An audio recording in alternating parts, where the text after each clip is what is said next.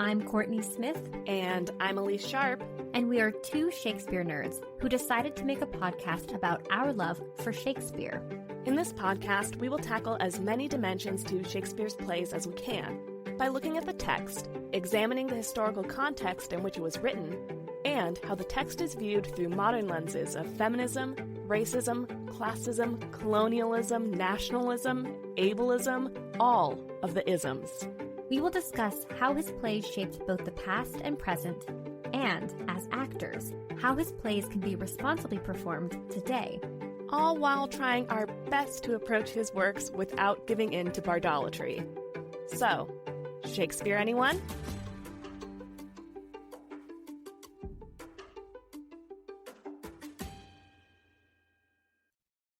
Hi, listeners. Elyse here to remind you of all the ways you can support the podcast and the work that Kourtney and I do. First up, we have a Patreon. Our Patreon patrons receive exclusive bonus content.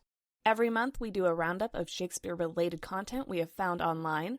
We also share Patreon-exclusive bonus episodes of the podcast. These look like extended versions of episodes you've heard here, collaborations with other Shakespeare podcasters, and Kourtney and I doing reviews of Shakespeare-adjacent media, like TV shows, movies, and books that are inspired by or loosely based on Shakespeare and Shakespeare plays. Patreon patrons also receive snail mail from the podcast, and some levels even vote on future episodes of our podcast. If you are interested in checking out our Patreon, or just the Shakespeare-related names we've given the tiers of support, head to patreon.com/Shakespeare Anyone. The link is also in our episode description. After you've done that, please rate, review, and follow us on Apple Podcasts and Spotify. Your review might even make it on an episode. You can also follow us on Instagram, Twitter, and tell a friend. Word of mouth is our best form of advertising. Thank you so much for all of the support you give the podcast. Now, on to the episode. Hi, Elyse. Hi, Kourtney. How are you today? I'm doing pretty well. How are you? I'm also doing well. Today's a very exciting day for us at Shakespeare Anyone. It's always exciting. It's always exciting. It's always exciting when we start a new play. Yes, absolutely. It's always bittersweet to close the previous series, but I'm especially excited for this series. Mm-hmm. Yeah. As you can tell, listeners, from the title of this episode, we are starting our Much Ado About Nothing series. I'm so excited to finally be talking about Much Ado. It's a favorite between the two of us. I think that's safe to say. I agree. Yeah, it's a favorite. And when thinking about what to do next, we were like, well, we've done a couple of tragedies. We should do a comedy. And then at the same time, we both went Much Ado. Yeah. 1, 2, 3, Much Ado. So this is our synopsis episode. That means that we are just going to go through every single scene and give summaries of what happens in the play. No analysis, just the plot. Mm-hmm. And we will dive into deeper analysis in our future episodes in this series. Yep. Yeah. So don't get mad at us when we don't explain all of the very, very funny jokes that are a product of things happening in the times. Like, this is the bare bones. This is what you need to know if you are going to go see this play. Yes. Now, please enjoy.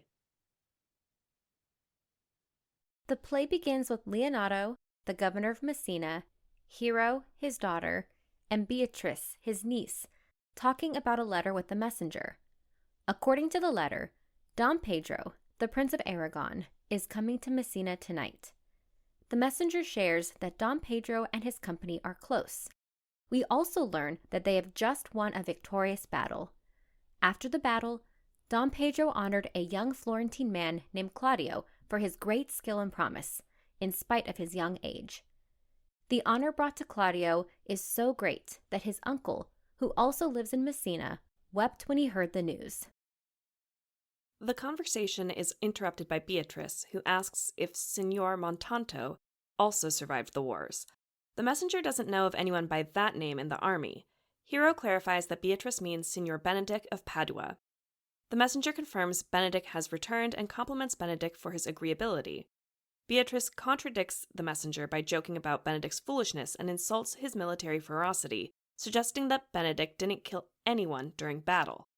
Leonato scolds Beatrice for criticizing Benedict too much and predicts that Benedict will get even with her. The messenger tells Beatrice that Benedict did good service in the wars, but Beatrice counters that Benedict is a glutton, to which the messenger reiterates he's also, quote, a good soldier too, lady, unquote. Two being TOO. We mention this because now Beatrice begins her verbal one-upmanship by playing on the messenger's term to, TOO, by accepting Benedict is a good soldier to a lady, two being TO, but questions what Benedict is to a lord. The messenger confirms that Benedict is a lord, a soldier, and full of honorable values, but Beatrice remains unconvinced. Leonato then excuses his niece and explains that there is a sort of war of wits between Benedict and her. Beatrice continues to insult Benedict with a sort of Elizabethan last brain cell joke as she recounts the damage she did to 4 of his 5 wits, leaving Benedict governed with 1. This last wit is all that distinguishes him as a reasonable human compared to, say, his horse. Beatrice then asks who is in Benedict's company. Apparently, Benedict changes his friends as often as he changes the fashion of his hat. From all of this, the messenger comes to the conclusion that Benedict is not in Beatrice's favor. Beatrice agrees and presses the messenger about Benedict's company. She asks if there is some troublemaker with Benedict. The messenger answers that Benedict is actually in the company of the noble Claudio. Beatrice predicts that Benedict will hang upon Claudio like a disease and catch the Benedict. She expresses sorrow for Claudio because Benedict is an expensive disease to cure. Leonato comments that Beatrice is very unlikely to catch the Benedict. Beatrice agrees. Don Pedro and his company, which includes Claudio, Benedict, Balthazar, and Don Pedro's brother, Don John, labeled in this play as the Bastard, enter. Don Pedro playfully greets Leonato. He tells Leonato that Leonato has come to greet his trouble, or the trouble of hosting guests, at a time when it is not the fashion to host guests. Leonato retorts that his guests are no trouble. In fact, Leonato states that he will be sad to see them leave. Don Pedro thinks that Leonato takes on his host responsibilities too willingly. Don Pedro then turns his attention to Hero and assumes that she is Leonato's daughter. Leonato states that her mother told him many times that Hero is his daughter. This is the first of many references to female infidelity in this play. Benedict enters the chat and asks if Leonato was in doubt, seeing as he felt he had to ask. Leonato jokes that no, because he, Benedict, would have been too young to father Hero, an implication that Benedict is a womanizer and that he is the only womanizer in town. Don Pedro adds that Hero resembles her father and that she should be happy because she is like her honorable father. Don Pedro and Leonato walk apart from the group. Benedict continues to talk about Hero's resemblance to Leonato, guessing Hero wouldn't want to look exactly like her father, an old man with a beard. Beatrice asks Benedict why he is still talking. Nobody's listening to him. Benedict wonders that Beatrice is still alive, calling her Lady Disdain. Beatrice retorts that it's impossible for her to die when she could feed on Benedict. She notes it's also impossible not to turn into Lady Disdain when Benedict is present. Benedict brags that he is loved by all ladies except for Beatrice, which is a shame for them because he doesn't love anyone. Beatrice actually thinks this is good for women because Benedict would be a bad suitor. But Beatrice does agree with Benedict on one thing. She doesn't want a man to fall in love with her either. They continue to banter until Benedict decides he's done sparring, to which Beatrice accuses Benedict of ducking out of the game of wits, a trait of his that she knows well. Don Pedro, still speaking privately with Leonato, announces that he has retold the battle in its entirety. Don Pedro then tells Claudio and Benedict that Leonato has invited them to stay for a month. Leonato also wishes there will be a reason for them to stay longer, a generosity that Don Pedro thinks is genuine. Leonato then extends an invitation to Don John, Don Pedro's reconciled brother. Don John accepts, and all but Benedict and Claudio exit. Claudio asks Benedict if he noticed Leonato's daughter, Hero, and asks about her reputation. Benedict asks if Claudio wants him to answer as an honest man or answer based on his own not-so-favorable perspective on women. Claudio chooses the former. Benedict says that he does not like Hero. Claudio accuses Benedict of not taking this seriously, and so he demands Benedict tell him what he really thinks of Hero. But first, Benedict wants to know why. Is Claudio asking because he is romantically interested in Hero, or is he being a rascal? Claudio responds that Hero is the most beautiful lady he has ever seen. Benedict counters that he simply doesn't see it. Benedict thinks that Hero's cousin Beatrice, though unbearable, far exceeds Hero in beauty. Comparing Beatrice to Hero is like comparing May to December. Benedict then tells Claudio that he hopes Claudio doesn't want to get married and become a husband. Gross. Claudio replies that even though he had previously sworn he wouldn't become a husband, he would now if Hero would become his wife. Benedict cannot believe it's come to this and asks if there is not a single man who isn't at risk of cuckoldry. He fears he'll never see an aging bachelor again because every young man is getting married. But if Claudio must, Claudio should just go off and get himself tied down by marriage. Just then, Dom Pedro enters to talk to Claudio. Dom Pedro inquires about whatever secret it is that has stopped them from following everyone else to Leonato's home. Benedict begs Dom Pedro, his superior, to order him to tell, which suggests Claudio is gesturing for Benedict to remain silent. Thus, Dom Pedro commands Benedict to spill the beans, so Benedict spills that Claudio is in love with Hero. Claudio doesn't admit it until Dom Pedro validates that Hero is a worthy woman. With this, Claudio confesses his love for Hero. However, Benedict still refuses to admit her lovability. Dom Pedro and Claudio comment on Benedict's stubbornness over love. Benedict responds by swearing off women completely, claiming he doesn't trust them to be faithful and swears he will live as a bachelor. Dom Pedro does not believe Benedict will sustain from love, but Benedict insists he will never fall in love, or else he'd be made a cuckold. Don Pedro suggests that, in the meantime, Benedict go to Leonato's to send Don Pedro's regards and ensure to Leonato that Don Pedro will be at supper. Benedict believes he can handle the task, and he exits. With Benedict gone, Claudio asks Don Pedro to do him a favor. Claudio asks Don Pedro if Leonato has a son, and we learn from Don Pedro that Hero is Leonato's only child. Don Pedro then asks if Claudio loves Hero. Claudio confesses that, before their military mission, he thought she was attractive, but couldn't consider turning that affection to love. Now that they are back from war, he recognizes that he did like her. Don Pedro believes Claudio will become a lover in no time. If Claudio loves Hero, Don Pedro says he will broach the question with her and her father. Don Pedro plots that at tonight's party, he will woo Hero for Claudio. Then he will talk to Leonato. Don Pedro concludes Hero will be Claudio's. They exit. Some time before the party, Leonato and his brother Antonio enter separately to meet. Leonato greets Antonio and asks where his nephew is. He also asks if his nephew has provided the music for the party. Antonio replies that his son is busy working on it. Antonio quickly changes the subject to share some news he heard. Apparently, a servant of his overheard Don Pedro tell Claudio that he loves Hero and that Don Pedro intends to tell her, and then broach the conversation with Leonato. Leonato can't believe this news. He says that he will tell Hero what Antonio told him so that she may be prepared for it, just in case the news is true. Leonato then commands Antonio to go and tell Hero of the news. Antonio exits.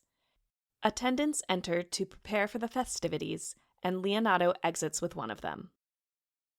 In an unspecified place, Don John and his companion Conrad enter.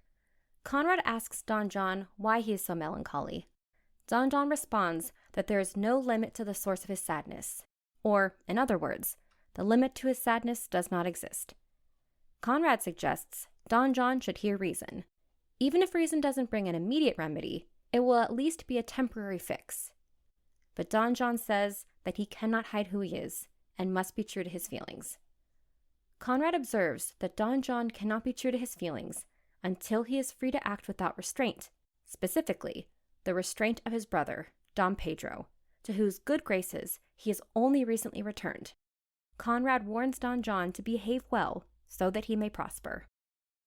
But Don John reveals that he would rather be a weed in a hedge than a rose in Don Pedro's graces, and, in fact, it better fits his status as an illegitimate son to be disdained than to adopt a false demeanor and gain favor under false pretenses. Don John accepts his role as a plain-dealing villain who has been welcomed back into favor under restrictions. But if Don John had his way, he says he would do what he pleases. Until that time, he asks Conrad not to try to change him. Conrad asks if Don John can find a way to profit from his present situation. Don John agrees that he'll make use of the situation because that's his occupation. Suddenly, Borachio enters. Don John asks Borachio what news he brings. Borachio shares that he just came from a lavish party where Don Pedro is being royally entertained by Leonardo. At this dinner, he learned about an intended marriage.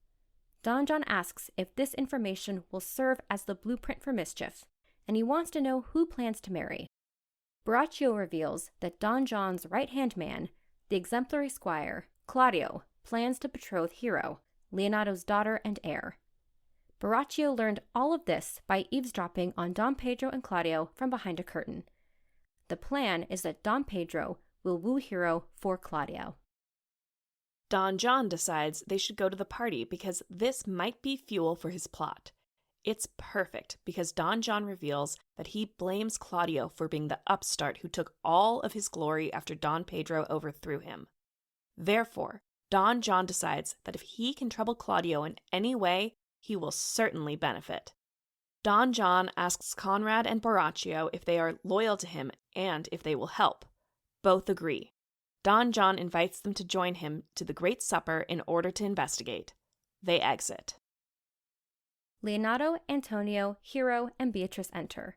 This takes place sometime after supper and before reveling. Leonardo asks if Don John was at supper. Antonio says he did not see him. Beatrice comments on how disagreeable Don John looks, and Hero adds that he has a melancholy disposition. Beatrice theorizes that a man whose disposition is somewhere between Don John's and Benedict's would be an excellent man. This is because Don John doesn't talk at all, and Benedict talks too much. Leonardo's solution is that half of Benedict's talkativeness should be given to Don John, and half of Don John's melancholy disposition given to Benedict. Beatrice adds that, with additional qualities like charm and money, such a man could win any woman in the world, if he could get the woman's favor. Beatrice's attitude leads Leonardo to comment that Beatrice will never get herself a husband if she speaks so shrewishly. Antonio agrees that Beatrice is cursed. Beatrice one-ups both her uncle and father and says that she is too cursed. According to Beatrice, God sends cursed women a husband who is an inconspicuous cuckold. However, God sends a woman too cursed, no man at all, and therefore Beatrice will never have a cuckold husband. Beatrice goes on to explain all of the reasons she doesn't want a husband and how she will enter heaven as a maiden. Antonio then turns to Hero and tells her that he expects she will be ruled by her father. Beatrice agrees that her cousin Hero will be dutiful, demonstrate respect, and do what pleases her father. However, Beatrice also gives Hero a piece of advice that Hero should make sure her husband is handsome as it pleases her. Leonardo brings the conversation back to Beatrice and hopes that he will see her with a husband one day. But Beatrice says she won't marry until men are made of different stuff. If a wife is supposed to be ruled by her husband, she'd rather not be married than commit her life to a clod of clay. Additionally, Adam's descendants are her relatives, and to marry a relative is a sin. Leonardo returns his attention to his daughter and advises Hero to remember what he told her. If the prince, Don Pedro, talks to her about the subject of marriage, Hero knows her answer. Beatrice then gives Hero advice about Don Pedro. She tells Hero that if Don Pedro doesn't court her properly, it'll be because of his timing. If the prince is too hasty, she should tell him everything has a rhythm, and marriage is like a dance. The 3 stages of marriage are: first, courtship is lively like a Scotch jig. Second, the actual wedding is a modest dance full of tradition. And third, the regret is like a cinque pace dance that goes faster and faster until the husband dies. Leonardo responds that Beatrice views the world very satirically, to which Beatrice states that she has a good eye and can see what is patently obvious. Just then, the revelers, Don Pedro, Claudio, Benedick, Balthazar, Margaret, and Ursula, both of whom are waiting women to Hero, Don John, Borachio, and others enter in masks. Music and dancing begin. All of the following conversations take place during a group dance. Don Pedro asks Hero to dance with him. Hero agrees to dance. Don Pedro confirms that she'll dance with him, and Hero responds that she will when she pleases. Don Pedro asks when it will please her, and Hero responds when she likes his face. Remember, he is wearing a mask. Don Pedro asks Hero to speak low if she speaks of love. They move aside. Balthazar and Margaret come forward mid-conversation. Balthazar tells Margaret that he wants her to like him. Margaret says that, for Balthazar's sake, she would not, because she has many bad qualities. Balthazar asks what is one of her bad qualities. Margaret shares that she says her prayers aloud, a reference to being a religious enthusiast. Balthazar loves this quality. Margaret asks God to match her with a good dancer and take him away when the dance is done. Balthazar says that he gets the message, and they move aside. Ursula and Antonio come forward. Ursula tells Antonio that she knows him. He is Signor Antonio. Antonio denies it. Ursula insists she recognizes him, but Antonio says that he only impersonates Antonio. Ursula does not believe the lie because he couldn't imitate Antonio so well. He is Antonio. Antonio continues to deny it, but Ursula recognizes his wit and virtue and tells him that he is Antonio and that's all there is to say. Ursula and Antonio move aside. Benedick and Beatrice come forward, also mid-conversation. Beatrice asks Benedick to tell her who told him so, about a topic we as the audience don't know yet. But Benedick will not. Beatrice then asks Benedick if he will tell her who he is. Remember, they are both masked. Benedick says, not now. We learn that someone called Beatrice disdainful and said that she gets her wit out of a hackneyed book. Beatrice accuses Benedick of having said this. Masked Benedick plays dumb and asks about this Benedick person. Beatrice tells the masked Benedick that Benedick is a fool whose only skill is libel. Only libertines like him for his villainy. He pleases and then angers men, so people laugh at Benedick and then beat him, like the court fool. Beatrice is certain Benedick is somewhere in the group and wishes he would take her on. Masked Benedick tells Beatrice that when he meets this Benedick, he'll tell Benedick what she said. Beatrice agrees that he should. She also advises that if Benedick says anything slanderous about her, masked Benedick should not notice it or laugh at it, which will greatly upset Benedick. Beatrice then points out that they should keep up with the pace of the dance. But if the dance leads do poorly, Beatrice will leave at the change of the dance figure. All dance and exit, except for Don John, Borachio, and Claudio.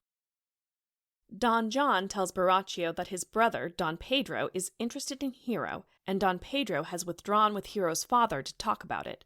Don John also points out that all of Hero's ladies have followed her, but one masked man remains in the room.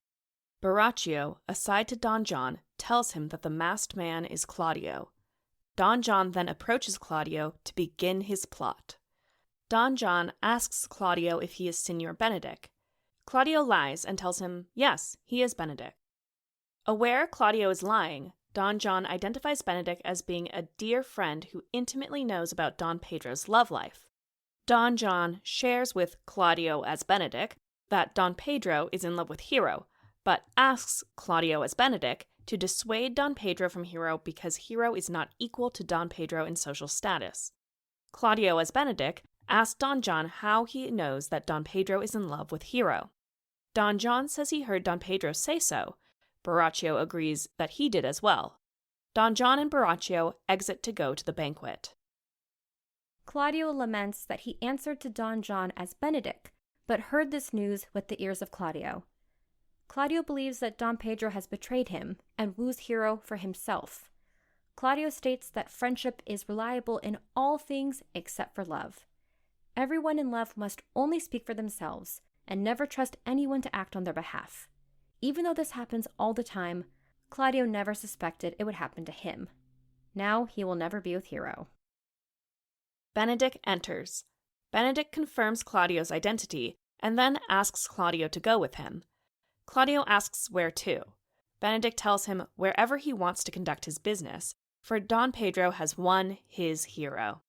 Claudio thinks Don Pedro has won Hero for himself, and he wishes Don Pedro happiness with Hero. Benedick asks if Claudio thinks Don Pedro has pulled a trick on him. Claudio asks Benedick to leave him alone. Benedick accuses Claudio of lashing out and taking it out on the messenger. If Benedick won't leave, Claudio says he'll leave. Claudio exits. Benedick notes that Claudio is like a hurt bird who will go into a hiding place. He then changes the subject to complain about how Beatrice knows him but doesn't know him. If Benedick is called a fool, that label might just be because he is high-spirited. Benedick then realizes he is doing himself wrong. He is not actually regarded as a fool by others. This is Beatrice's opinion of Benedick, and she is representing her own opinion of Benedick as the world's opinion. Due to this, Benedick will get his revenge on Beatrice. Just then, Don Pedro, Hero, and Leonardo enter. Don Pedro asks Benedick of Claudio's whereabouts. Benedick reports that he played the messenger and told the melancholy Claudio that Don Pedro has got the goodwill of Hero. In addition, Benedick offered to join Claudio to a willow tree in order to either help him make a garland as a forsaken lover or to bind willow switches to beat him. Don Pedro asks why Claudio should be whipped. Benedick responds that Claudio's fault is finding something he likes and then showing it to his friend who steals it. The garland might have been for Claudio, but the whip might have been used on Don Pedro, who Benedick accuses of stealing Hero from Claudio. Don Pedro says he will fix this. Benedick says that if Leonardo and Hero corroborate Don Pedro's story, he will believe Don Pedro. Don Pedro then tells Benedick that Beatrice has a problem with Benedick. Apparently, a gentleman she danced with said that she has been injured by Benedick's slanderous statements about her. Benedick counters that, actually, Beatrice has abused him. Benedick recounts how, while he was masked and couldn't be identified, Beatrice told him that he was a jester, and he describes how her words stabbed him like daggers. Benedick announces that he would not marry her because she is so unbearable. He wishes someone would exorcise her so that men may live in peace because disquiet, horror, and perturbation follows her. Claudio and Beatrice enter. Seeing Beatrice, Benedick asks to be sent on a task in order to avoid having to stay and talk with Beatrice. He begs Don Pedro for a job, of any kind. Don Pedro's only job he has for Benedick is Benedick's good company. Benedick simply cannot stand to be near Beatrice, and so he exits. Don Pedro tells Beatrice that she has lost the heart of Benedick. Beatrice agrees that Benedick once lent her his heart, and so she gave him her heart in return. But, as it turns out, he won her heart falsely, and so, yes, you could say Beatrice lost Benedick's heart. Don Pedro scolds Beatrice for demeaning Benedick, and she replies that she did it so that he would not do it to her and prove her the mother of fools. But Beatrice gets to business. She has brought Claudio to Don Pedro. Don Pedro asks Claudio why he is so sad. Claudio denies being sad. Don Pedro asks if Claudio is sick. Claudio denies being sad or sick. Beatrice tells Don Pedro that Claudio is grave and jealous. Don Pedro agrees with Beatrice and thinks that Claudio's jealousy is based on a falsehood. Don Pedro clarifies to Claudio that he wooed Hero on Claudio's behalf, and Hero has been won. The matter has been broached with Hero's father, and Leonardo gives goodwill. Claudio now needs to name a day for the marriage ceremony. Leonardo affirms this by telling Claudio to take Hero and, with her marriage, his fortunes. Don Pedro made this match, and God blesses it. Beatrice prompts Claudio to say something. Claudio states that he is so happy he is left speechless. But he is able to tell Hero that just as Hero is his, he is Hero's. Claudio gives himself to her and delights in the trade. Beatrice prompts Hero to speak, or if she has nothing to say, she should kiss him to stop him from talking. Beatrice narrates that Hero whispers into Claudio's ear and guesses that Hero is telling Claudio that she loves him. Claudio confirms this. Beatrice announces it's a marriage. Beatrice also notes that most everyone in the world is married, and she will remain a spinster and sigh for a husband. Dom Pedro ensures Beatrice that he will get her a husband. So, Beatrice asks if Dom Pedro has any brothers. Dom Pedro instead asks if Beatrice will have him. But she rejects him because it would be too exhausting to be married to someone so well-born for 7 days a week, while she is merely born to speak nothing of substance. Dom Pedro reassures her that he wouldn't want to inhibit her speech. Leonardo interrupts by asking Beatrice to complete a task he had previously told her of. Leonardo might have invented this task to save Beatrice and Don Pedro from embarrassment regarding the marriage rejection. Beatrice excuses herself and exits. Don Pedro comments on Beatrice's pleasant spirit, and Leonardo adds that Beatrice is never sad except for when she sleeps. According to Hero, Beatrice has had bad dreams and then wakes herself up laughing. Don Pedro also observes that Beatrice will not hear anything about a husband. Leonardo agrees that Beatrice mocks all of her wooers out of courtship. Don Pedro points out that Beatrice would be an excellent wife for Benedick. Leonardo assumes they would talk each other into madness. We learn that Claudio and Hero's marriage will be in a week's time. In the meantime, Don Pedro suggests that they entertain themselves by undertaking a Herculean labor, make Beatrice and Benedick fall in love with each other. Don Pedro would love for it to be a match, and he could engineer it so long as the three of them help. Leonardo, Claudio, and Hero agree to the task. Don Pedro predicts that, even though Benedick seems an unpromising husband, he can be manipulated with the help of Claudio and Leonardo. Additionally, Don Pedro will teach Hero how to manipulate Beatrice to fall in love with Benedick.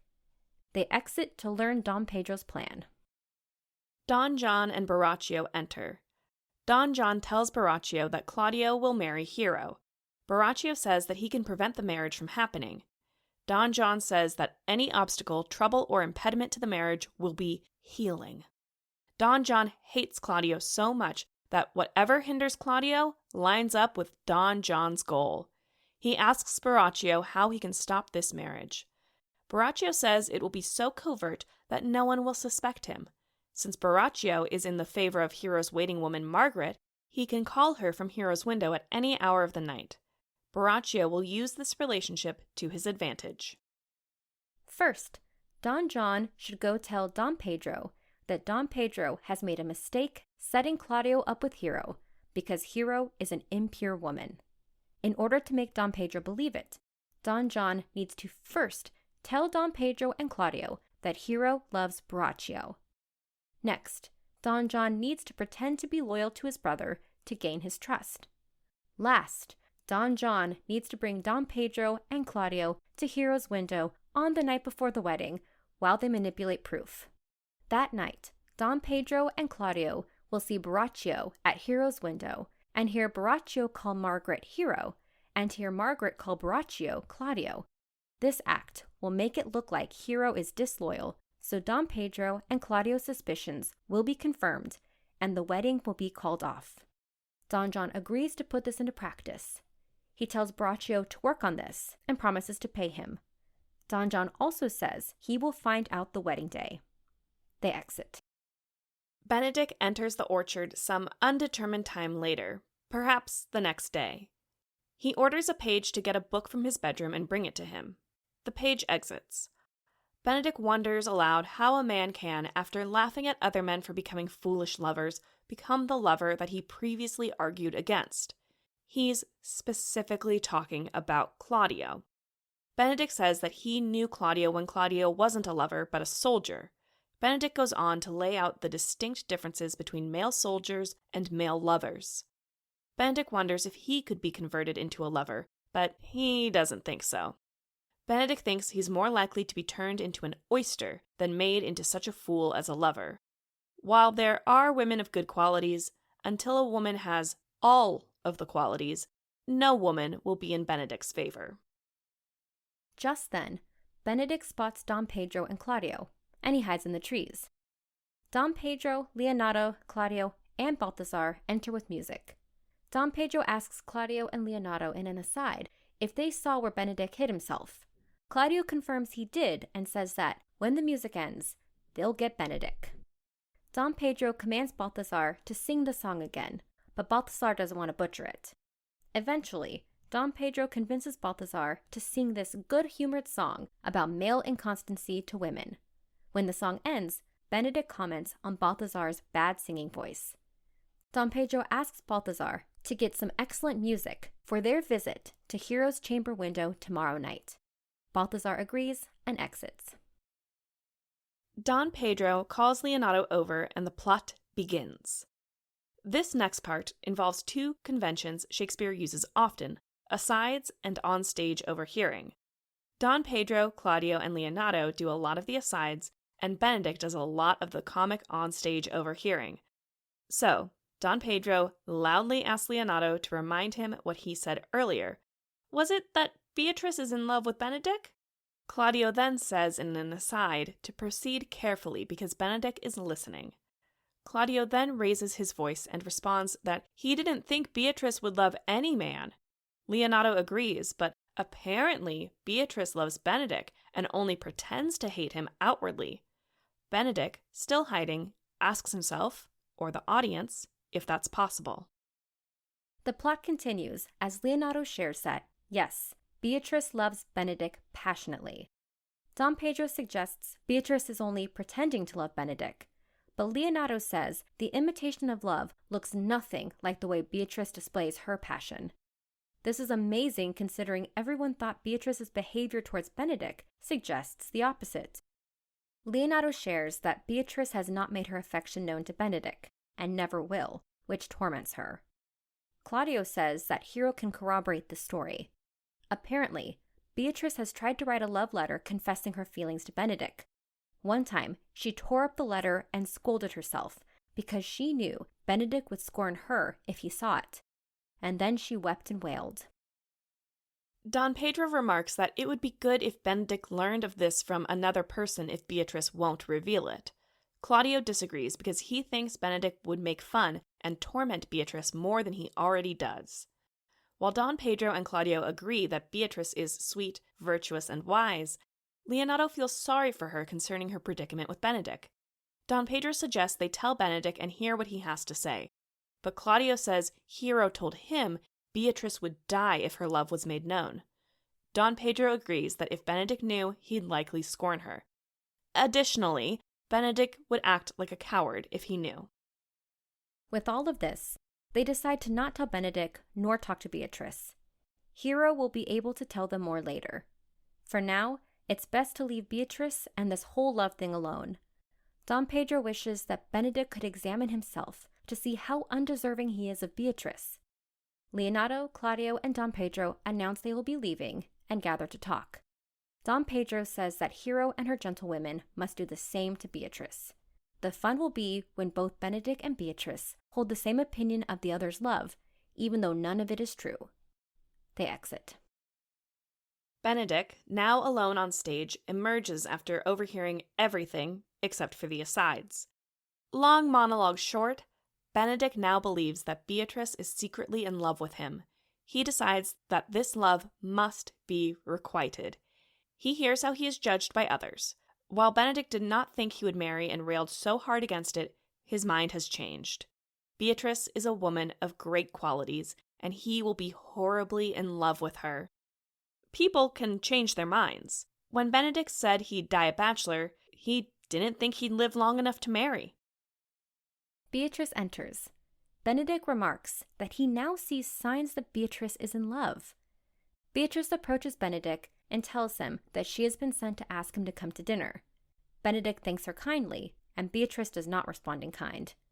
While Beatrice did not take any pains to get him, she also took no pleasure in delivering the message. But if Benedick is not hungry, she'll leave. Beatrice exits. Benedick concludes that there's a double meaning in her message and decides he will make her his beloved. He exits. Some undetermined amount of time later, Hero and her gentlewomen, Margaret and Ursula, enter into the orchard. Hero instructs Margaret to run to the parlor and tell Beatrice, who is conversing with Don Pedro and Claudio, that Hero and Ursula are walking in the orchard and talking about Beatrice. Hero says that Margaret should say that she overheard Hero and Ursula, and that Margaret should tell Beatrice to hide in the honeysuckle-covered alleyway to secretly listen to Hero and Ursula. Margaret promises to do this and exits. Hero then tells Ursula that when Beatrice arrives, they will walk along the garden path that traces past the honeysuckle alleyway and talk only about Benedict. Hero says that when she names Benedict, Ursula should praise him. Hero will talk about how lovesick Benedict is over Beatrice, and this, she says, will be enough for Beatrice to fall in love with Benedict. This is another scene with a mix of theatrical overhearing and asides. Then, Beatrice enters and Hero points out to Ursula where Beatrice is and how Beatrice is trying not to be seen. In asides to each other, Ursula comments on how fun this will be, and Hero instructs that they should move closer to Beatrice so that Beatrice will definitely hear everything they say. They move closer and Hero begins the staged conversation as though Ursula asked her about Beatrice. Hero contends, in her pretend response, that Beatrice is too disdainful and coy. Ursula responds by asking if Hero is sure that Benedict loves Beatrice, and Hero responds that that is what she's heard from Don Pedro and Claudio. Ursula then asks if Don Pedro and Claudio asked Hero to tell Beatrice about Benedict's love. Hero responds that they did. However, she persuaded them to tell Benedict to deal with his affection by himself and to not let Beatrice know. Ursula asks why Hero said this, and asks if Hero thinks Benedict does not deserve such a fortunate marriage match as Beatrice. Hero responds that Benedict deserves the best a man can get. However, Beatrice is too proud. She cannot love because she is so self-centered and enamored with herself.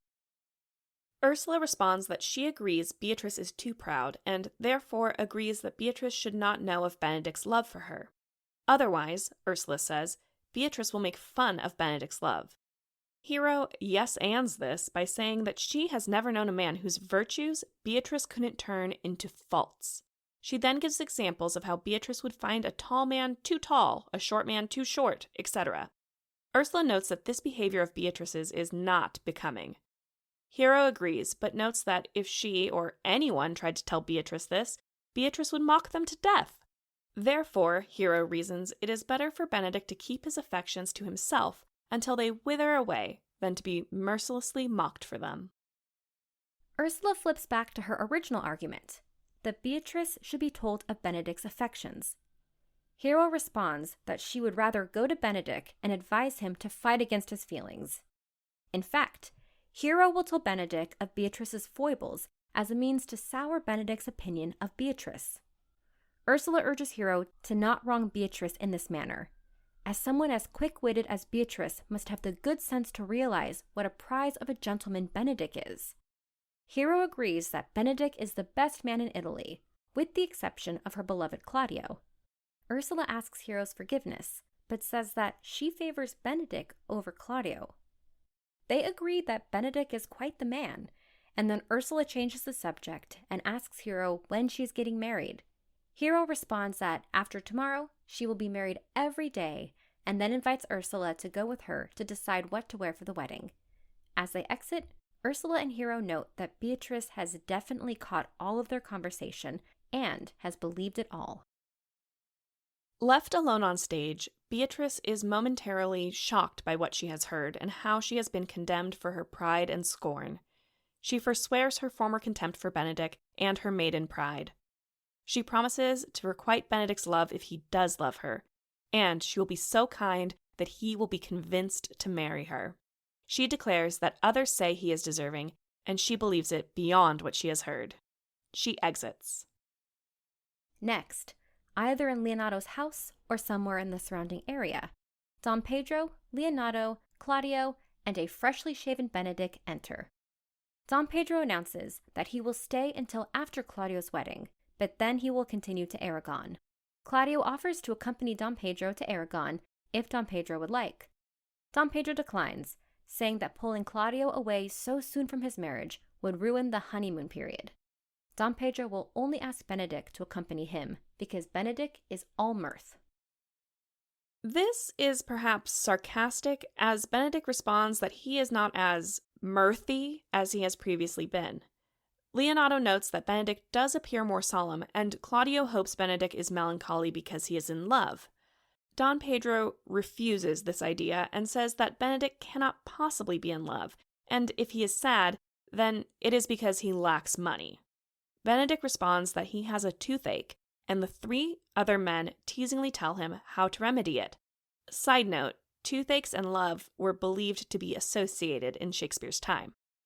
Benedict notes that every man can find solutions for problems that aren't his own. Claudio, Don Pedro, and Leonardo continue to teasingly debate over whether or not Benedict is in love. They note that he has recently seen the barber and is wearing foppish perfume. Don Pedro notes that the greatest indication that Benedict is in love is Benedict's current melancholy. They agree that his change in hygiene and temperament all point to Benedict being in love. Claudio then claims to know who loves Benedict, and Don Pedro responds that it must be someone who doesn't know him. Claudio responds that the lady in question does indeed know Benedict and loves him in spite of his faults.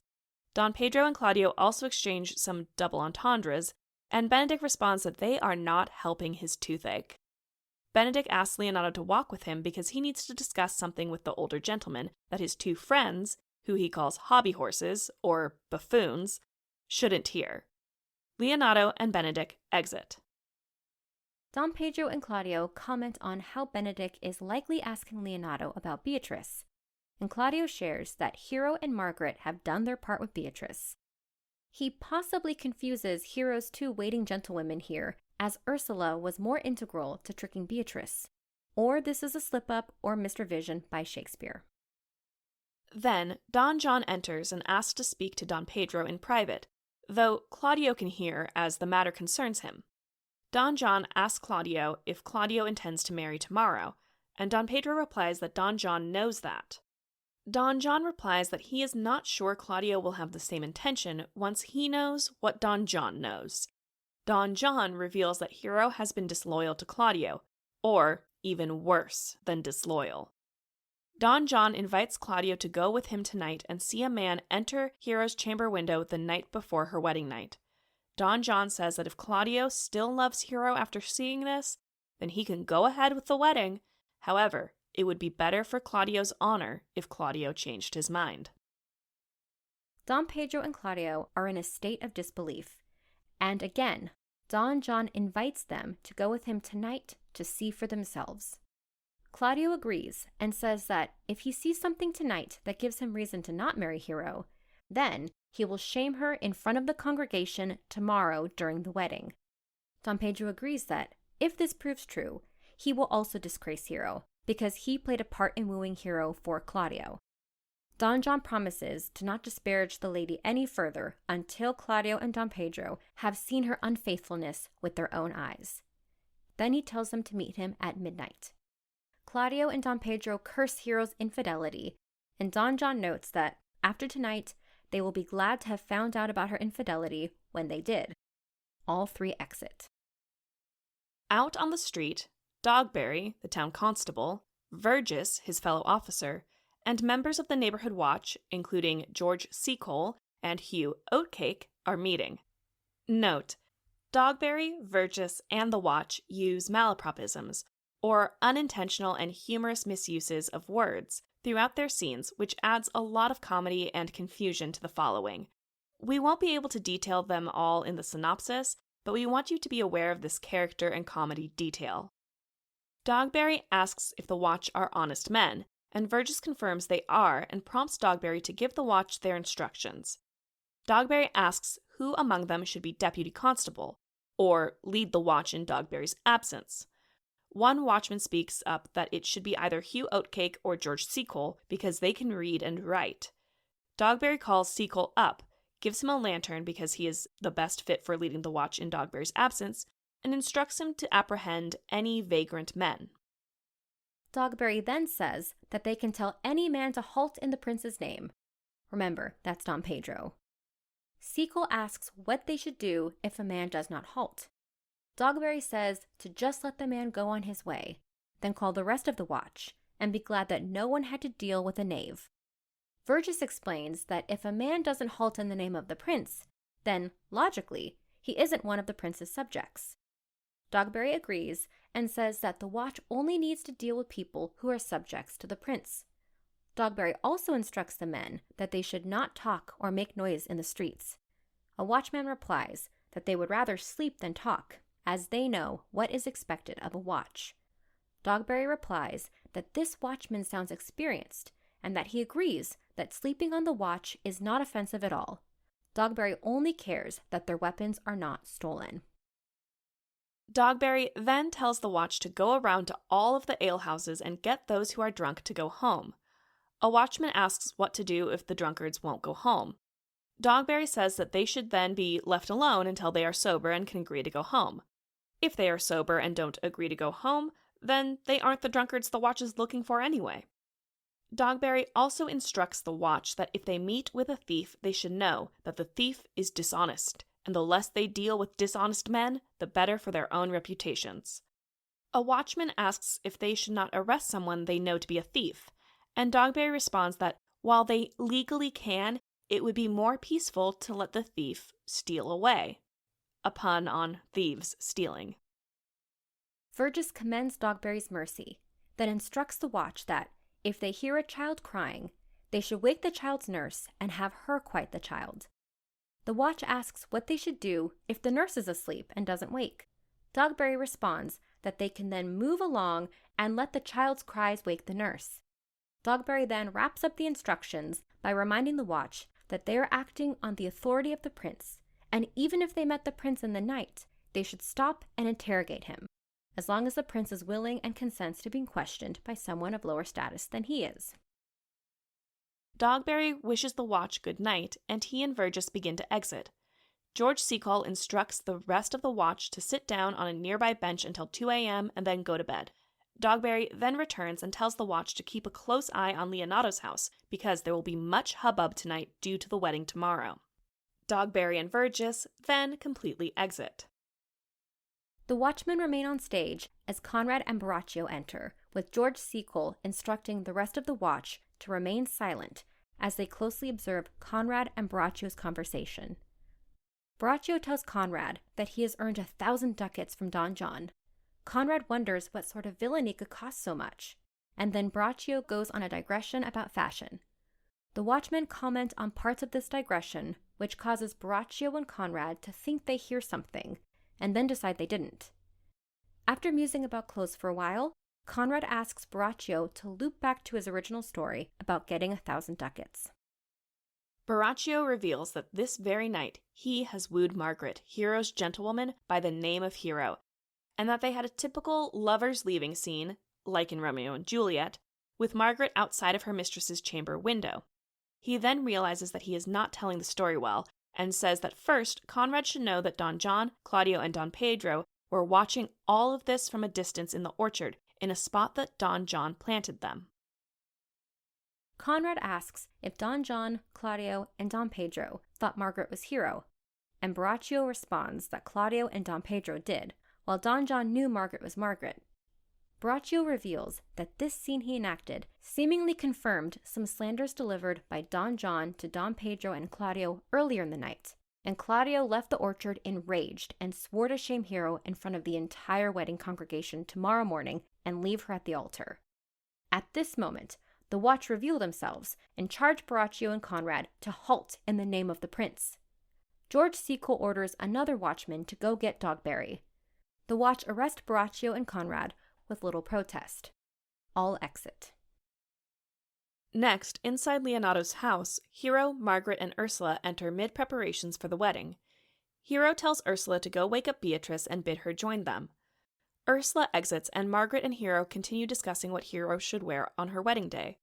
While they disagree over which ruff Hero should wear, Margaret praises Hero's gown.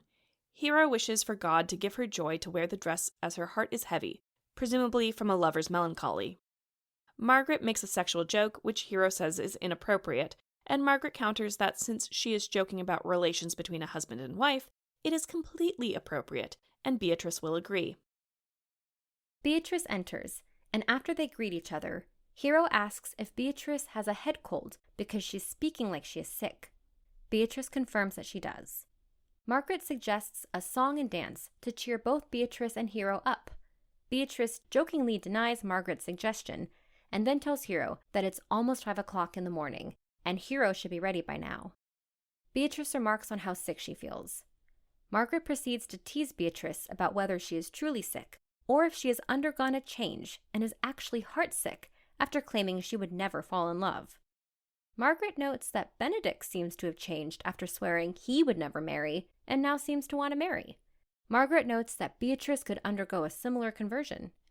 Ursula then enters and urges Hero to get a move on because Don Pedro, Claudio, Benedict, Don John, and all the other gentlemen have come to bring her to church. Hero asks Beatrice, Margaret, and Ursula to help her get dressed quickly, and they all exit. Outside of Leonato's house, Leonato enters to speak with Dogberry, Verges, and another constable. After much back and forth, which Leonato notes as tedious, and indeed, constables were notoriously tedious to deal with in Shakespeare's time, Verges reveals that the watch has apprehended 2 men. Dogberry attempts to excuse Verges talking out of turn, at which point Leonato attempts to leave this conversation. Dogberry then confirms that they have apprehended 2 men, and they would like to interrogate the men with Leonato as a witness. Leonato tells them to just interrogate the men themselves. Can't they see he is in a hurry to get to the church? Dogberry promises that their interrogation will be sufficient, and Leonato tells them to have some wine. A messenger enters to tell Leonato that the entire wedding is waiting for him, and Leonato leaves with the messenger. Dogberry instructs Verges to get Francis Seacole, either another member of the literate Seacole family, or perhaps one of Dogberry's malapropisms, and he really means George. Dogberry tells Verges to go get Francis Seacole to bring his ink and paper to the jail so they can interrogate Borachio and Conrad. They exit. At the church, Don Pedro, Don John, Leonato, Friar Francis, Claudio, Benedict, Hero, Beatrice, and other members of the wedding congregation enter, and Leonato instructs the friar to keep the marriage ceremony short, sweet, and to the point. The friar then begins the vows and asks Claudio if he comes to the church to marry Hero. Claudio replies no. Leonato, believing Claudio may have misunderstood, corrects the friar that technically the friar is here to marry Hero, meaning perform the ceremony, and Claudio is here to be married to Hero. Friar Francis then asks Hero if she comes to be married to Claudio, and she replies that she does. The friar then asks if either of them know any inward reasons that they should not be married, and if they do, then he charges them to confess it to him. Claudio asks if Hero knows any, and she says she knows of no reason they should not be married. The friar asks Claudio if he knows of any reason, and Leonato interjects that there is none. Claudio then lets forth a stream of non-answers, and Benedict comments that these must be a joke. Claudio then asks the friar to stand by and asks Leonato directly if Leonato freely gives his maiden daughter to be Claudio's bride. Leonato replies that he does so freely as Hero was given to him by God. Claudio asks what he can possibly give Leonato that is of equal worth. Don Pedro says there is nothing unless Claudio gives Hero back to Leonato. Claudio thanks Don Pedro for this idea and tells Leonato to take Hero back. He then does what he has promised and publicly shames Hero, calling her a rotten orange and saying that her maidenly appearance is just an outward show. Leonato asks Claudio what Claudio means, and Claudio replies that he means not to be married to a proven, wanton woman. Leonato begins to tell Claudio that if Claudio has taken Hero's virginity out of wedlock, but Claudio cuts him off, saying he knows what Leonato will say, that if they have already slept together, then the sin would be excused because of their marriage. However, Claudio proclaims that he has not had sex with Hero and has only ever behaved as a proper gentleman should with a lady. Hero asks if she has ever been anything other than proper to Claudio, and he turns on her. He curses her and her appearance of chastity and promises to bear witness how she seemed chaste, but was actually the opposite, a slut. Hero asks if Claudio feels well because to her his speech is odd and deranged. Leonardo asks Don Pedro why Don Pedro has not intervened. Don Pedro asks why should he intervene, as he is dishonored to have set up his friend to marry a whore. Leonardo asks aloud if this is true or if he is dreaming. Don John affirms that all this is true. Benedict comments that this no longer seems like a wedding, as Hero reacts to the assertion that what has been said about her is true, and which the audience knows is false. Claudio responds to Leonardo, asking Leonardo to affirm that Claudio, Don Pedro, and Don John are present, that Hero is Hero, and that they have not somehow changed eyes. Leonardo affirms this, but asks Claudio to explain what this proves. Claudio asks permission to ask Hero one question, and asks Leonardo to bid Hero answer truthfully. Leonardo, in his power as Hero's father, does so, and Hero asks why she is suddenly besieged with an examination. Claudio replies that the purpose of his interrogation is to prove if she is worthy of her name. The character of Hero in Greek mythology was known for her loyalty. Hero responds that her name is Hero and asks who can tarnish her name. Claudio responds that she can ruin her own name, and then asks Hero if she is truly a maid to tell him who the man was who talked with her at her window last night between midnight and 1 a.m. Hero responds that she talked with no man at that hour. Don Pedro interjects that Hero is therefore not a maid. He apologizes to Leonardo and reveals that he, Don John, and Claudio saw and heard Hero speak with a ruffian outside her window. Don Pedro reveals that this ruffian has confessed to over 1,000 secret, quote-unquote, vile encounters. Don John interjects that the details of these encounters are too explicit to recount in mixed company, then tells Hero that he is sorry for her bad behavior. Claudio then laments that Hero could have been worthy of her namesake if half of her outward maidenly appearance and graces had been set as inner qualities, like thoughts and behavior, instead. Claudio then bids Hero farewell and forswears love, as he will now forevermore be suspicious of women. Leonardo then asks the room if any man's dagger in the room is meant for him. Hero faints, and Beatrice attends to her. Don John tells Don Pedro and Claudio to leave with him because clearly Hero has fainted because her infidelity has been brought to light. Don John, Don Pedro, and Claudio exit. Benedict asks Beatrice how Hero is doing, and Beatrice responds that Hero might be dead. Beatrice calls for help from her uncle, Benedict, and the friar. Leonardo asks fate to take Hero's life as death is the only thing to rid her of this shame. Hero then awakes and is comforted by the friar and Beatrice. Leonardo turns on Hero and tells her that she is better off dead, and that if her shames don't kill her, Leonardo will. He laments that he has only one child and that this one that he was so proud of and loved so much has fallen so far. Benedict interrupts Leonardo, telling him to be patient, as Benedict is still stunned and processing everything that has happened. Beatrice swears on her soul that Hero is slandered. Benedict asks Beatrice if she slept in the same room or bed as Hero last night. Beatrice replies that she didn't sleep with Hero last night, but they had shared a room/bed every night for a year prior to last night. Leonardo takes this as confirmation that Hero did meet with the ruffian at her window last night. He asks if the princes and Claudio would lie, and he notes that Claudio cried as he accused Hero. Therefore, Leonardo declares that Hero should be left for dead. Then, the friar speaks up and explains that he has been silent and observing Hero's reactions and behavior. The friar trusts his intuition and experience, both of which are telling him that Hero is innocent and that there is some misunderstanding. Leonardo does not believe the friar and points out that Hero has not yet denied the accusations. The friar then turns to Hero and asks who the man was that she is accused of having an indecent relationship with. Hero replies that those who accuse her know who the man is. She knows no such man. In fact, she does not know any man more than maiden modesty allows. She implores Leonardo that, if he can prove that any man conversed with her at inappropriate hours or that she exchanged words with anyone last night, then he can disown her, hate her, and torture her to death. The friar comments that the princes have made some strange error. Benedict replies that Don Pedro and Claudio are honorable and if they have been misled in this, then it is the work of Don John the Bastard. Note, this is the first time anyone on stage has explicitly mentioned Don John's illegitimacy. Leonardo is still unsure, but promises if the princes are right about Hero, then he will disown her. If the princes intentionally slandered Hero, then Leonardo vows to challenge them in a duel to redeem Hero's honor. The friar responds that Leonardo should take a breath and instead listen to the friar's plan. The friar says that since the princes left Hero for dead, then she should be kept inside for a while, and Leonardo should say that she has died.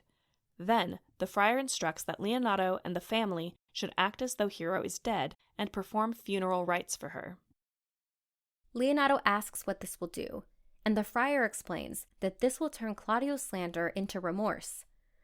The friar continues that everyone who hears about this day's events will pity and excuse Hero upon hearing that she died upon the instant she was accused, and Claudio will mourn her death. The news of her death will overshadow the gossip of her shame, and in the worst-case scenario, she can always be sent to a nunnery. Benedict agrees to this plan, even though he is inwardly bound to Dom Pedro and Claudio, and he implores Leonardo to also follow the friar's advice. Leonardo does, and everyone but Beatrice and Benedict exit. Benedict asks Beatrice if she has been crying this entire time, and she says yes, and that she will cry a while longer. Benedict reveals that he believes Hero has been wronged, and Beatrice claims that the man who could avenge Hero would deserve so much of Beatrice. Benedict asks how someone could do that for Beatrice, and she replies that it is not Benedict's place to avenge Hero. In chivalric practices, Hero should be avenged by a male family member. Benedict then confesses that he loves Beatrice. Beatrice starts to confess that she loves Benedict, but is also very distraught over her cousin. After some banter, Beatrice does confess that she loves Benedict. Benedict then asks Beatrice to bid him do anything for her, and she responds, "Kill Claudio." Benedict refuses, and Beatrice tries to leave, and Benedict stops her. She tells him to let her go because he clearly does not truly love her because he will not duel with Claudio, who she calls her enemy. Benedict asks if Claudio is truly Beatrice's enemy, and she responds that she wishes she were a man because then she could fight the man who led Hero on only to slander her at the altar. She declares that manhood means nothing anymore because no one will stand up for Hero, and since she cannot become a man by wishing, she will die a woman grieving. That is enough for Benedict, who agrees to challenge Claudio to a duel. He kisses her hand and says farewell.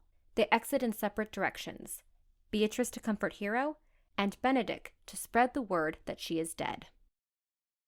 The constables, Dogberry and Verges, Sexton, or the minor church official as the town clerk, and the watch with Borachio and Conrad enter. Note, again, throughout this scene, Dogberry, Verges, and the watch speak in malapropisms which add comedic misunderstanding to the following. So, Dogberry confirms that the assembly is gathered. Verges arranges the examination room. Sexton sits on a stool and asks who the criminals are. Dogberry and Verges misunderstand Sexton's meaning and confirm that they have the commission to examine. Sexton commands that the criminals step forward. The watch leads Borachio and Conrad forward and step back. Dogberry asks Borachio and Conrad for their names. The two answer truthfully. Dogberry asks Sexton to write down each criminal's name. Dogberry then asks Conrad if he serves God. Both Conrad and Borachio respond yes, they hope. Dogberry tells Sexton to write that down as well, and advises Sexton to write God first, since God should go before villains. Dogberry turns back to Borachio and Conrad and says that they are little better than false knaves, and asks them to answer for themselves. Conrad denies that label. Dogberry then pulls Borachio aside in the hopes of extorting a confession by interrogating Borachio separately. But Borachio also denies the label. This leads Dogberry to conclude the two are in collusion. Sexton tells Dogberry that he is not going about this interrogation the proper way. Dogberry must call the watch because the watch are the accusers. Dogberry calls the watch forward, and they come forward. Dogberry charges the watch to accuse Borachio and Conrad. The first watchman accuses Borachio of saying Don John was a villain. Dogberry retorts it as perjury to call a prince's brother a villain. The second watchman shares that Borachio got money from Don John for accusing Hero wrongfully. The first watchman adds that Claudio means to disgrace Hero at the wedding and not marry her. Dogberry condemns Borachio to damnation for this. Sexton says that Don John departed this morning, and what the watchman spoke of came true, resulting in Hero suddenly dying. He orders Borachio and Conrad be bound and brought to Leonato's. Sexton will also go and share with Leonato the interrogation. Sexton exits. Dogberry commands Borachio and Conrad to be bound. The watch moves to bind them. Conrad demands the watch get off him and calls one of them a fool. Dogberry asks for Sexton so he can write this down. Dogberry again commands the watch to bind Borachio and Conrad. Conrad resists, so Dogberry scolds him. Conrad then calls Dogberry an ass, which leads Dogberry to demand Conrad respect his authority and age. Dogberry then compares Conrad's villainy to his own good qualities in appearance, traits, and social status. Dogberry commands Borachio and Conrad move forward, and they all exit. Back in front of Leonato's house on the evening of the wedding day, Antonio and Leonato enter. Antonio tells Leonato that if Leonato continues as he has been, presumably still angry over Hero's slander, Leonato will end up killing himself. Leonato tells Antonio to shut up because no one can advise Leonato against his plans unless the person offering advice also had faced similar injustices. But, Leonato explains, there is no such man whose griefs can compare to his. Antonio says that Leonato is acting like a child, and Leonato again tells Antonio to be quiet. Antonio then advises that Leonato should not just self-flagellate, and should make those who have wronged him suffer too. Leonato agrees and tells Antonio that Leonato believes Hero was slandered. Leonato shall make sure that Claudio and the princes know this. Just then, Dom Pedro and Claudio enter in haste. They greet Leonato, who asks if they will stop and listen to him. They again say they are in a hurry, and Leonato argues that he doesn't care that they are in a hurry now. Dom Pedro warns Leonato to not quarrel with them, and Antonio remarks that if only Leonato could right his wrongs of quarreling, then some present would be dead. Claudio asks who has wronged Leonato, and Leonato accuses Claudio. Leonato then challenges Claudio to duel to avenge Hero, who Leonato says died due to Claudio's villainy. Claudio and Dom Pedro are incredulous, but Leonato asserts that he will prove Hero's innocence in combat with Claudio. Claudio shoos Leonato and Antonio away, but Leonato challenges Claudio again. Then Antonio also challenges Claudio and tells Leonato to let him duel Claudio instead. Don Pedro tells them that while he and Claudio are sorry to hear of Hero's death, they saw proof and believe their accusations to be true. Leonato tries to talk to Don Pedro, who brushes him off. Leonato and Antonio agree that they will be heard or someone will be injured, and they exit. Then Benedict enters, and Dom Pedro remarks that he and Claudio had gone to seek Benedict. Dom Pedro and Claudio tell Benedict that he almost missed a duel between the two of them and Leonato and Antonio. Dom Pedro and Claudio try to joke with Benedict, who tells them that he has been looking for them. Claudio asks Benedict to cheer up his and Dom Pedro's melancholy, and Benedict responds that his wit is sheathed. Dom Pedro and Claudio again try to get Benedict to joke with them, but he refuses and asks Claudio if he can have a word. Benedict whispers his challenge to Claudio, who responds that he will meet Benedict's challenge for entertainment. He apparently didn't take the challenge seriously. Don Pedro, having only heard Claudio's response, asks if they are going to a feast. Claudio and Don Pedro continue to taunt Benedict to try and goad him into bantering with them. Benedict decides to leave. Benedict thanks Don Pedro for everything, but Benedict must discontinue his service to the prince. Benedict reveals that Don John has fled Messina and explicitly says that Don Pedro, Don John, and Claudio have killed an innocent lady. Benedict reminds Claudio that they will duel and exits. Dom Pedro and Claudio realize that Benedict was not joking and sincerely challenged Claudio. They joke about Benedict, then Dom Pedro quickly sobers up upon remembering that Benedict mentioned that Don John had fled. Just then, Dogberry, Vergis, and the watch enter with Conrad and Borachio bound. Don Pedro recognizes Borachio and Conrad as Don John's men and asks what offense they have committed. Dogberry responds in a convoluted way that Conrad and Borachio have slandered a lady. Don Pedro then asks Borachio and Conrad directly what crime they have committed. Borachio reveals how Don John got Borachio to woo Margaret in Hero's clothing and made sure that Claudio and Don Pedro saw it all in order to slander Hero. Borachio reveals that he admitted everything to Conrad and on the official record. He says that he is remorseful that the young lady is dead because of his and Don John's false accusations. Don Pedro and Claudio are shocked by this revelation. Don Pedro again asks Borachio if Don John planned all of this, and Borachio reveals that Don John paid him to do it. Dogberry tries to get the plaintiffs to move along as they need to meet with Leonato and the sexton, who will have informed Leonato of everything by now, and Dogberry needs to make sure that it is noted that Conrad called Dogberry an ass. Just then, Leonato and the sexton enter along with Antonio. Leonato asks where the villain is, and Borachio claims to be the sole reason why Hero is dead. Leonato tells Borachio that he is not solely to blame, as Don John, Don Pedro, and Claudio also had a hand in Hero's death. Claudio asks Leonato to choose any form of revenge he finds fitting, but to remember that Claudio's only sin was making a mistake. Don Pedro also agrees to any fitting punishment Leonato devises. Leonato tells them that while they can't make Hero live again, they are to inform the people of Messina of her innocence. He also instructs Claudio to visit Hero's tomb tonight and hang and sing an epitaph for her. Then, tomorrow morning, Claudio shall return to Leonato's house and marry Leonato's niece, who is now the sole heir to Leonato and Antonio. This will be all of Leonato's revenge. Claudio thanks Leonato for his mercy and accepts this punishment. Leonato tells Claudio that he will expect to see Claudio at Hero's tomb tomorrow. But first, Leonato must bring Borachio face to face with Margaret, as Leonato suspects Margaret was also involved in Don John's plot. Borachio protests that Margaret is innocent and did not know what she was doing when she spoke with Borachio. Dogberry interrupts to make sure that everyone knows that Conrad called him an ass, and Dogberry wants to make sure that this is remembered as Leonato decides on Borachio's and Conrad's punishments. Leonato thanks Dogberry for his pains, gives Dogberry some money, discharges Borachio and Conrad from Dogberry's custody, and tells Dogberry to leave. Dogberry and Vergis exit together as Dogberry wishes blessings on Leonato. Leonato and Antonio then say their farewells to Claudio and Don Pedro.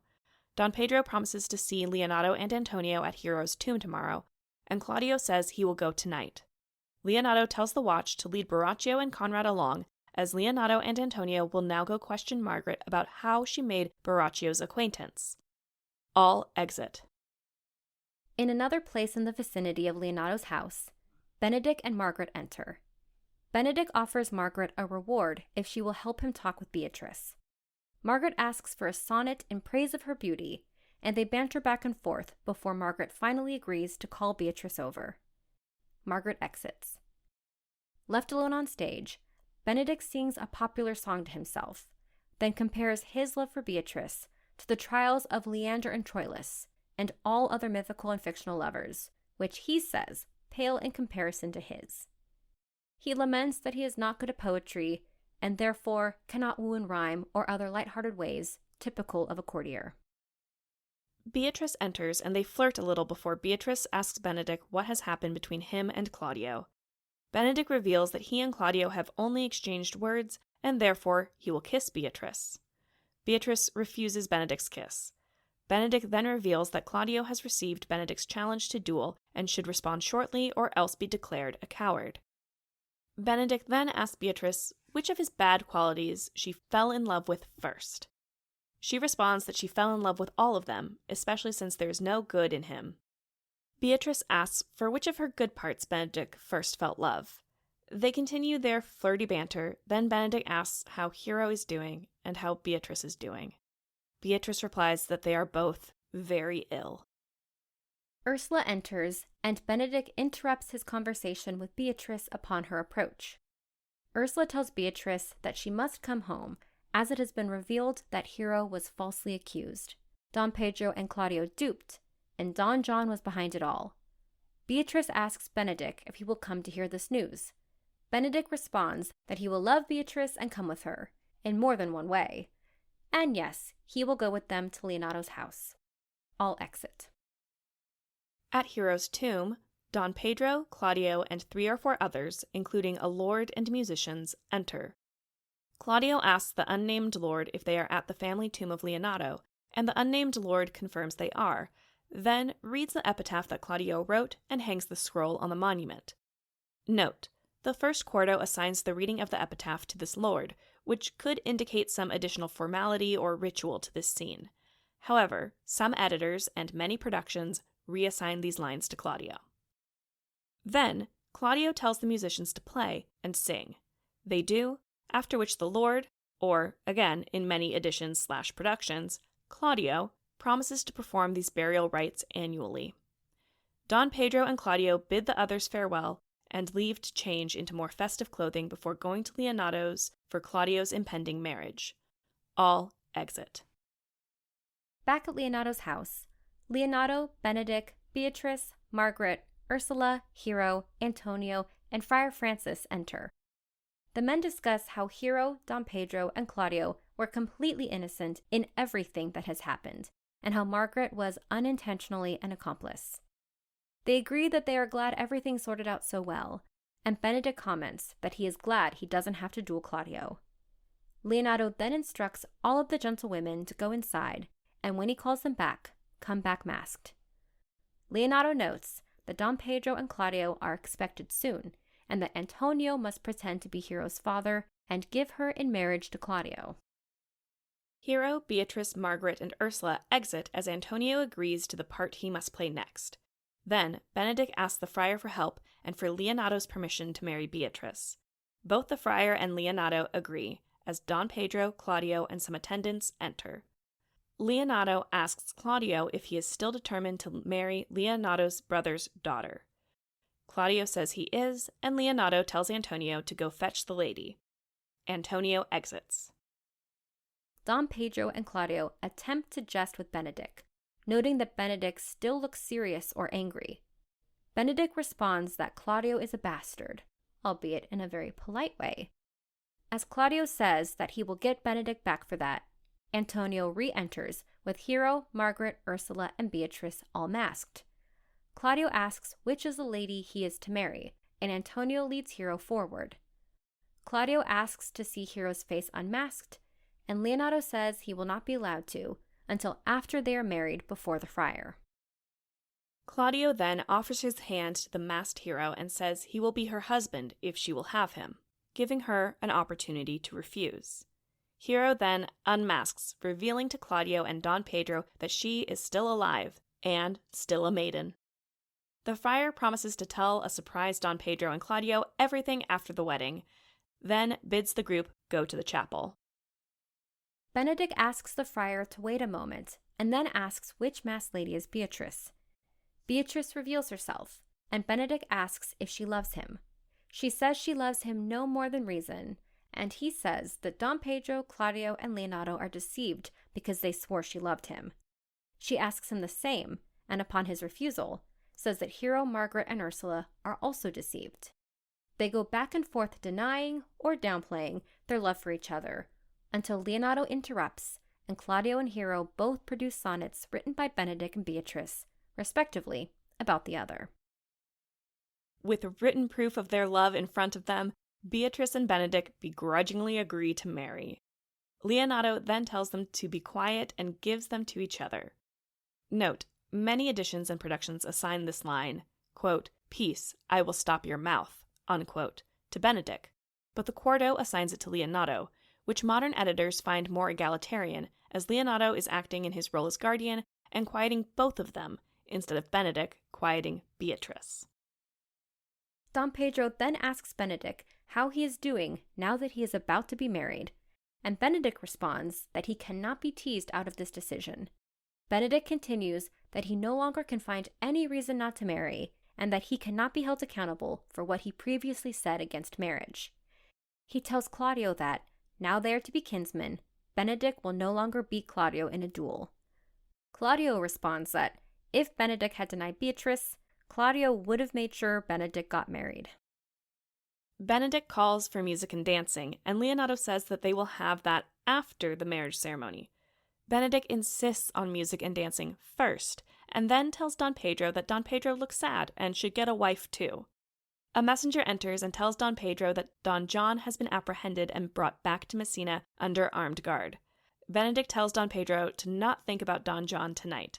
Benedick will help the prince come up with excellent punishments for Don John tomorrow. Benedick calls for the musicians to start playing, and the entire wedding party dances. And that's Much Ado About Nothing. Thank you for listening. I'm Kourtney Smith. And I'm Elyse Sharp. This is Shakespeare Anyone? Thank you so much for listening to Shakespeare Anyone. Works referenced in this episode are available in the episode description. Our theme music is Neverending Minute by Sounds Like Sander. If you would like to support us, it would help us out if you would hit the subscribe button, like us, leave a comment, write a review, share us on social media, tell a friend about us, all the things. We'd appreciate it. You can also support the podcast at patreon.com/Shakespeare Anyone. Patreon patrons get access to exclusive bonus content throughout the year. The link is also in the episode description. For more, you can visit our website, shakespeareanyone.com, follow us on Instagram at Shakespeare Anyone Pod, or Twitter at Shakespeare Anyone. For Twitter, that's Shakespeare Any and the number 1. Every other platform is spelled out like the name of the podcast. Now, because you listened all the way to the end of the credits, here's a completely random Shakespeare quote for you.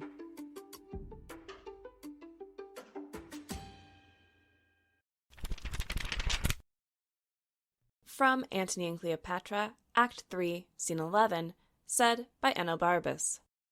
Alack, alack,